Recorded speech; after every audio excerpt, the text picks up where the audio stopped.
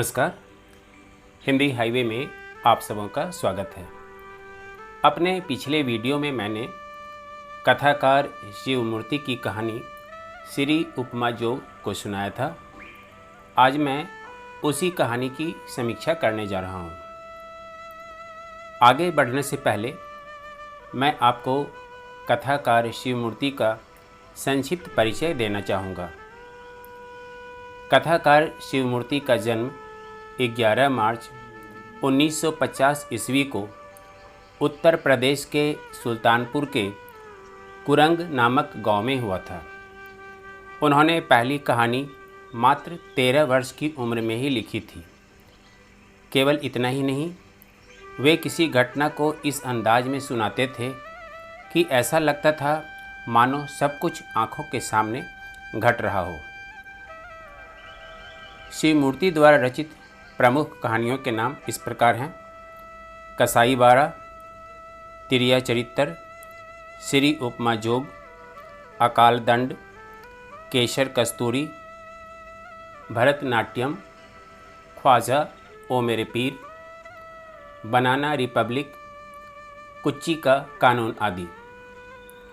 इन्होंने आखिरी छलांग, तर्पण तथा त्रिशूल उपन्यास की भी रचना की है। कथाकार शिवमूर्ति की कहानियों में हमें बदलते ग्रामीण परिवेश का यथार्थ चित्रण देखने को मिलता है। इनकी कहानियों में स्त्रियां मुख्य या केंद्रीय पात्र हैं, चाहे वे दलित हों या सवर्ण। शिवमूर्ति ने अपनी कहानियों के पात्रों के बारे में कहा है, मेरी कहानियाँ वस्तुतः चरित्र प्रधान हैं। मेरी कहानियों में जो कुछ भी किया गया है सब कुछ उन चरित्रों को बताने के लिए। मेरी कहानियाँ उन चरित्रों के बारे में बतियाती हैं, इसके अतिरिक्त वह कुछ भी नहीं कर पाती। कथाकार शिवमूर्ति की कहानियों में जब हम स्त्री पात्रों के बारे में पढ़ते हैं तो उनकी मनोदशाओं या घटनाओं के बारे में बेचैनी, उत्सुकता तथा संवेदना को महसूस करते हैं। एक ऐसी बेचैनी जो अन्य कथाकार की कहानियों में हम महसूस नहीं करते। यहाँ तक कि प्रेमचंद की कहानियाँ भी हमारे अंदर वह बेचैनी पैदा नहीं करती। जब शिवमूर्ति के पात्र ठेठ गवई अवधी भाषा में बातचीत करते हैं तो हमें उस परिवेश में खींच ले जाते हैं। वे बिना लाग लपेट के अपनी बात कहते हैं, उन्हीं के लहजे में। इस भाषा में वे अभद्र गालियों, मुहावरों का भरपूर इस्तेमाल भी करते हैं। शिवमूर्ति अपने स्त्री पात्रों को ठीक उसी रूप में हमारे सामने लाकर खड़ा कर देते हैं जैसी कि वे अपने वास्तविक जीवन में होती हैं। श्री उपमा जोग कहानी की शुरुआत लालू की माई की चिट्ठी से होती है। सरब श्री उपमा जोग खत लिखा लालू की माई की तरफ से लालू के बप्पा को पांव छूना पहुँचे। यह ठेठ गवई शैली में लिखी गई चिट्ठी उस बाल ब्याहता का है जिसका पति प्रशासनिक अधिकारी बनने के बाद शहर में दूसरा विवाह करके अपनी पहली पत्नी और बच्चों को भुलाकर धीरे धीरे अपने कर्तव्य से मुंह मोड़ ले। हालांकि लालू की माई को अपनी छठी इंद्रिय से आने वाले दिनों का आभास पहले ही हो जाता है जब वह कहती है, अब मैं आपके जोग नहीं रह गई हूँ, कोई शहराती मेम ढूंढिए अपने लिए। यह स्त्री के त्याग की पराकाष्ठा है जो उसे अप्रत्याशित ऊंचाई पर खड़ा कर देता है। लालू की माई भारतीय परंपरा से अनभिज्ञ नहीं है। अपने आप को सीता के समकक्ष रखकर अपने भविष्य से समझौता करने वाली यह स्त्री बुद्धिहीन तो नहीं है, लेकिन भावुक और संवेदनशील जरूर है।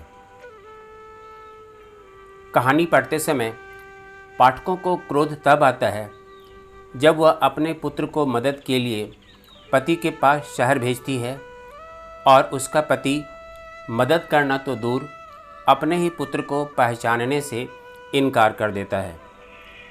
शहर वाली पत्नी ममता और उसके बच्चों द्वारा भी लालू उपेक्षित एवं प्रताड़ित होकर वापस लौट जाता है। लालू का बाप, जो बड़ा प्रशासनिक अधिकारी है, उसकी निष्ठुरता तथा निरीहता पर पाठकों का गुस्सा आना जायज़ है, क्योंकि उसका अपना कोई व्यक्तित्व नहीं है। वह मशीन का एक पुर्जा से अधिक और कुछ भी नहीं है। इतने ऊंचे पद पर होते हुए भी वह पहली पत्नी और बच्चे के बारे में अपमानजनक शब्दों को चुपचाप पी जाता है। जब हम इस कहानी में वर्णित दोनों पत्नियों की तुलना करें तो गांव शहर तथा अनपढ़ शिक्षित के अंतर का पता चल जाएगा। लालू की माई अनपढ़ होते हुए भी उसमें निष्प्रियता, त्याग, शालीनता एवं आत्मीयता है, तो ममता में एकाधिकार और परिचय, कर्कशता तथा सर्वग्रासी मनोवृत्ति है। शहर वाली पत्नी ममता यह भूल जाती है कि वह अपने पति की जिस पद, प्रतिष्ठा और धन का उपभोग कर रही है, उस पर पहला अधिकार लालू की माई का ही है। वह अधिकार भी कैसा अधिकार है जो स्त्री को इतना स्वार्थी, अशिष्ट और हिंसक बना दे। जब हम ऐसे स्त्री पात्रों के बारे में पढ़ते हैं, समाज में देखते हैं, तो स्त्री विमर्श की बातें बिल्कुल बेमानी लगती है। यह कहानी पाठकों के मन में लालू की माई के प्रति सहानुभूति नहीं, करुणा भी उत्पन्न करती है।